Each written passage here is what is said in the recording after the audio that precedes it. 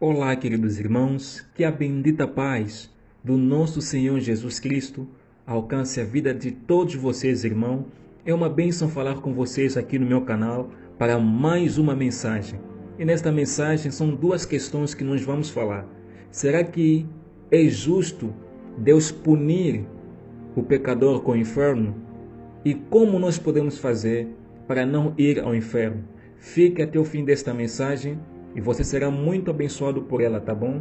Se ainda não se inscreveu, se inscreva já aqui no meu canal e deixe o seu like nesta mensagem se você gostar dela e também compartilhe com seus amigos e a graça do meu Deus vai acompanhar a sua vida, tá bom?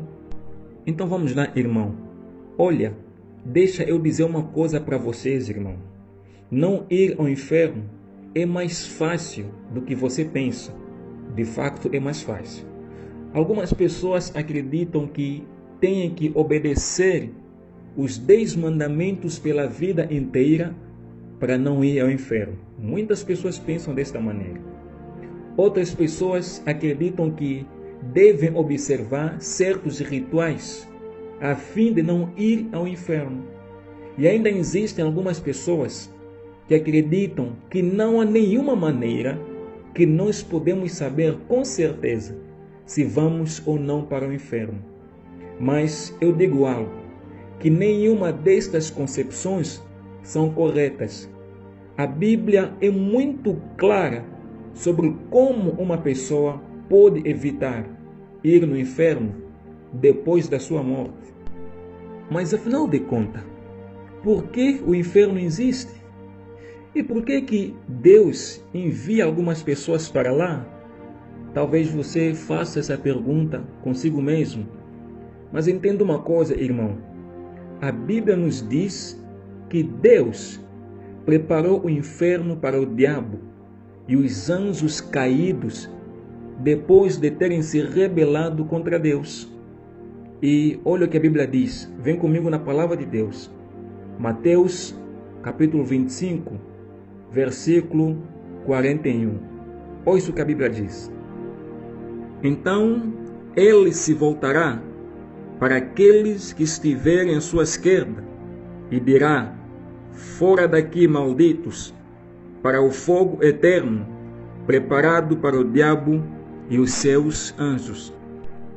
Então, irmão, aqueles que rejeitam a oferta do perdão de Deus sofrerão o mesmo destino eterno que o diabo e os seus anjos.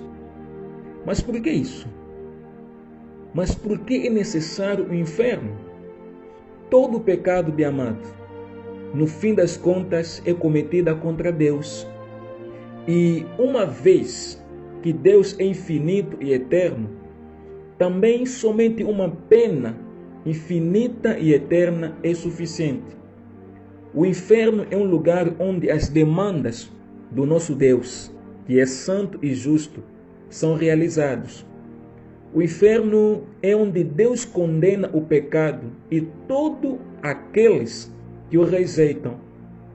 E a Bíblia deixa claro que todos nós pecamos, em Romanos capítulo 3, por exemplo, e como resultado, todos nós também merecemos ir ao inferno.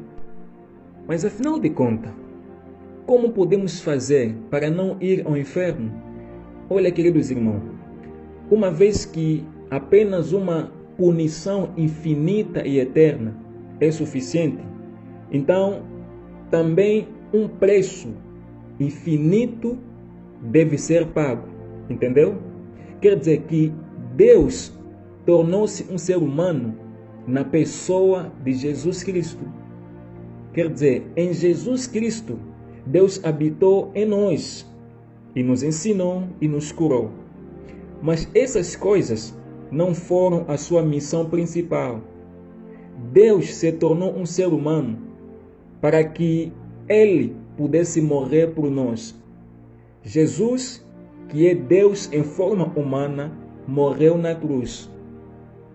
Como Deus, sua morte foi de valor infinito e eterno. E com isso, Ele pagou o preço total pelo nosso pecado. Então, entenda uma coisa, queridos irmãos. Deus nos convida a receber Jesus Cristo como seu Senhor e Salvador, aceitando a sua morte como o pleno e justo pagamento pelos nossos pecados. Deus promete que todo aquele que crê em Jesus Cristo, confiando somente nele como Salvador, será salvo, ou seja, não irá para o inferno. Então, irmão, saiba que Deus não quer que ninguém vá para o inferno. Este não é a vontade de Deus, tá bom? Que as pessoas vão para o inferno. É por isso que Deus fez o sacrifício supremo e perfeito, e também suficiente ao nosso favor. Então, se você não quiser ir para o inferno, receba Jesus Cristo como seu Senhor e Salvador. E isso é um processo muito simples. Você apenas precisa dizer a Deus que você reconhece que é um pecador e que merece ir ao inferno. Diga a Deus que você está confiando em Jesus Cristo como seu Senhor e Salvador, confessando os seus pecados através de um servo de Deus, através de um homem de Deus, alguém bem amado, que está capacitado para isso. Ele vai orar por você e a partir daí, bem amado, você começa a ter uma vida pessoal com Cristo e você precisa apenas fazer a vontade de Deus. Não cometa mais o pecado, deixe a mentira, deixe a fornicação, deixe a feitiçaria, deixe as músicas mundanas, faça tudo o que agrada a Deus. Isso é que é receber Jesus como Senhor e Salvador. Hoje muitas pessoas dizem que já receberam Jesus como seu Senhor e Salvador, mas ainda continuam vivendo no pecado. Isso é mentira, meu amado. Ninguém que passou a fazer parte da família de Jesus continua pecando. A Bíblia fala isso em 1ª carta de João. E tem essa outra questão, meu amado. Por que é necessário que Deus use o inferno para punir o pecador? Por que Deus não usou um outro castigo? Olha, queridos irmãos, esse é um assunto que incomoda muita gente e que se origina de uma incompreensão incompleta de 3 coisas: a natureza de Deus, a natureza do homem e a natureza do pecado. Irmãos, como seres pecaminosos, a natureza de Deus é um conceito difícil de entender. Não conseguimos entender por completo a natureza de Deus. Nós temos a tendência de ver Deus apenas como um ser gentil, misericordioso, cujo amor por nós é tão grande, meu amado. E com isso acabamos de subestimar todos os seus outros atributos. É claro que Deus é amoroso, também gentil e misericordioso, mas Ele é primeiramente um Deus santo e justo. Tão santo que Ele na verdade não pode tolerar o pecado. Ele é um Deus cujo ira queima contra os perversos e aqueles que o desobedecem. Então, Ele não é só um Deus amoroso, Ele é o próprio amor. Mas, no entanto, irmão, a Bíblia também nos diz que Ele odeia todo tipo de pecado. Mesmo sendo tão misericordioso, ainda há limites para a sua misericórdia, tá bom? Então precisamos entender isso, meu amado.